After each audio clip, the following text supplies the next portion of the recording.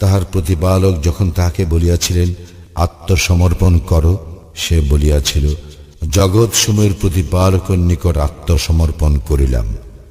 এবং ইব্রাহিম ও ইয়াকুব এই সম্বন্ধে তাহাদের পুত্রগণকে নির্দেশ দিয়া বলিয়াছিল, হে পুত্রগণ, আল্লাহ তোমাদের জন্য এই দিনকে মনোনীত করিয়াছেন, সুতরাং আত্মসমর্পণকারী না হইয়া তোমরা কখনো মৃত্যু বরণ করিও না।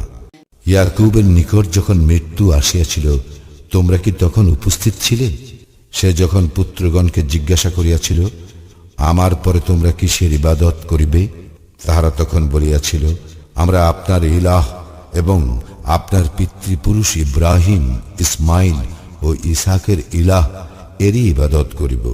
তিনি একমাত্র ইলাহ এবং আমরা তাহার নিকট আত্মসমর্পণকারী। সেই ছিল এক উম্মত, তাহা অতীত হইয়াছে। তাহারা যাহা অর্জন করিয়াছে তাহা তাহাদের, তোমরা যাহা অর্জন করো তাহা তোমাদের। তাহারা যাহা করিত সে সম্বন্ধে তোমাদের কোনো প্রশ্ন করা হইবে না।